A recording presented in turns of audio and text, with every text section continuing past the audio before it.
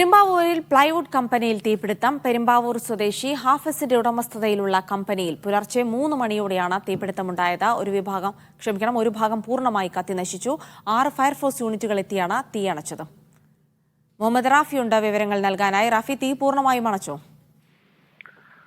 അജിൽസി, തീ പൂർണ്ണമായും അണച്ചു. ഇന്ന് പുലർച്ചെ 3 മണിയോടെയാണ് പെരുമ്പാവൂർ വായിക്കരയിലുള്ള പ്ലൈവുഡ് കമ്പനിയിൽ തീപിടുത്തമുണ്ടായത്. പെരുമ്പാവൂർ സ്വദേശി ഹാഫിസിന്റെ ഉടമസ്ഥതയിലുള്ള കിങ്സ് പ്ലൈവുഡ് എന്ന കമ്പനിയിലായിരുന്നു തീപിടുത്തമുണ്ടായത്. 3 മണിയോടെ കമ്പനിയിലെ ജീവനക്കാരാണ് തീ പടരുന്നത് കണ്ടത്. തുടർന്ന് ഫയർഫോഴ്സിനെ വിവരം അറിയിച്ചതിനെ തുടർന്ന് 6 ഫയർഫോഴ്സ് യൂണിറ്റുകൾ എത്തിയാണ് തീയണച്ചത്. ഈ കമ്പനിയിലെ പ്ലൈവുഡ് നിർമ്മാണത്തിന് ഉപയോഗിക്കുന്ന വസ്തുക്കൾ സൂക്ഷിച്ചിരുന്ന സ്ഥലത്തായിരുന്നു തീപിടുത്തമുണ്ടായത്. പിന്നീട് തീ കമ്പനിയിലെ കൂടുതൽ ഭാഗങ്ങളിലേക്ക് പടരുകയായിരുന്നു. ഈ തീപിടുത്തത്തിൽ സാരമായ നഷ്ടം കമ്പനിക്ക് ഉണ്ടായിട്ടുണ്ട്. കമ്പനിയുടെ ഒരു ഭാഗം പൂർണ്ണമായും കത്തി നശിച്ചിട്ടുണ്ട്.